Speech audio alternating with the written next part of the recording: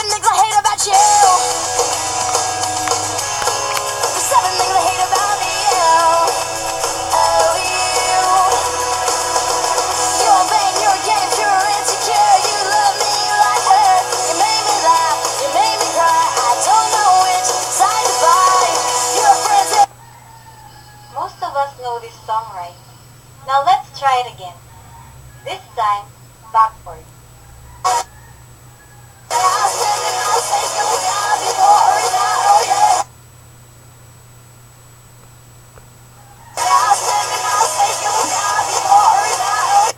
Now that is kinda creepy. We know a lot of songs. We like these songs because of who sang it, or we can relate to its messages. Or, oftentimes, we are just caught up by its tempo, but we really don't look deep into them. But what if there are hidden messages in the songs we sing that we are not aware of, or even the singers are not aware of? Who knows what would be there when you play the song backwards? Or can even the mind have the capability to understand English backwards? When a song is reversed so the lyrics can be listened to backwards is called backmasking. To understand it further, I am going to speak of how it developed. Backmasking is defined as a technique in which sound or messages is recorded backwards to tracks that is meant to be played forward. This is popularized by the Beatles, who used backward instrumentation on their 1966 album Revolver. Artists have since used backmasking for artistic, comedic, and satiric effects on both analog and digital recordings. Backmasking has been a controversial topic in the United States in 1980, when allegations from Christian groups of its use for satanic purposes were made against prominent rock musicians. Once a song is closely listened to, some may find that the reversed lyrics have hidden or subliminal messages, most of which are about Satan. Let me show you some examples.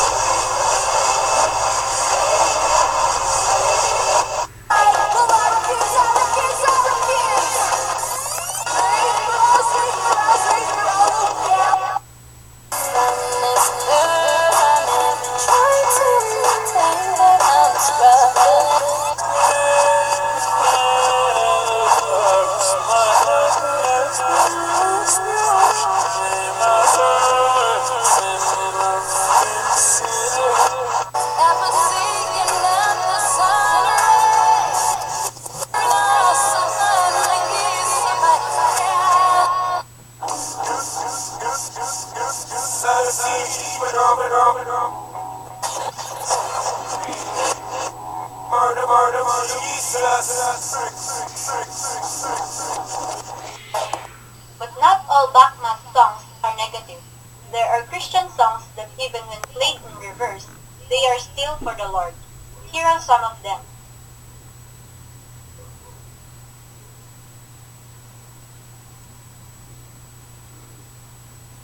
Lord, you catch me when I'm falling.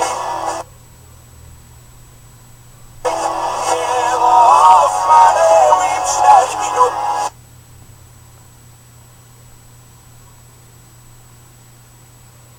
Holy, holy, it's the Lord God Almighty.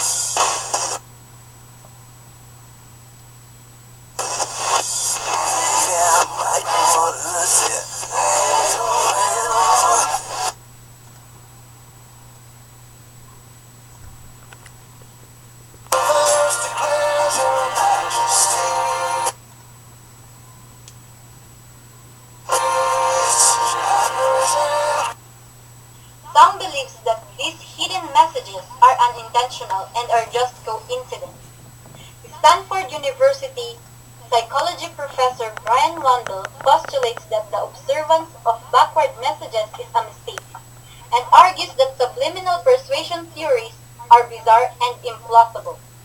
Rumors of backmasking in popular music have been described as auditory pareidolia.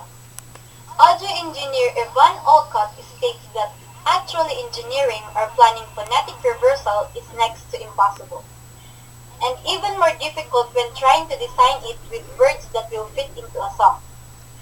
The finding of backward satanic messages has been explained as caused by the observer expectancy effect. In 1990, British heavy metal band Judas Priest was sued over a suicide pact made by two young men in Nevada.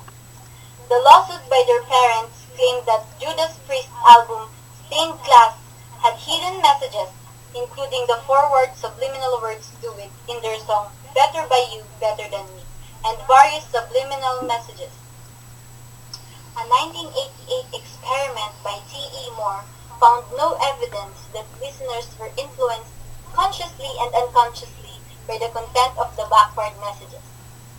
In 1992, an experiment found that exposure to backward messages did not lead to significant changes in attitude. Vokey and Reed concluded in their 1985 experiment that the apparent presence of backward messages in popular music is a function more of active construction on the part of the perceiver than of the existence of the messages themselves. Can any songwriter actually write lyrics that scans forwards and backwards? And does the brain even comprehend backward messages? In all, this leaves some to question if backward messages are a natural occurrence. If so, then could there be an evil power behind these subliminal messages? Or if backmasking is real, what kind of effect does these subliminal messages have on the person who is listening to the music? Whether real or imagination, backmasking is continuing to gain popularity from curious to imaginative minds. So the next time you are singing along on your favorite song in your car, listen more carefully. You never really know what your mind is being exposed to.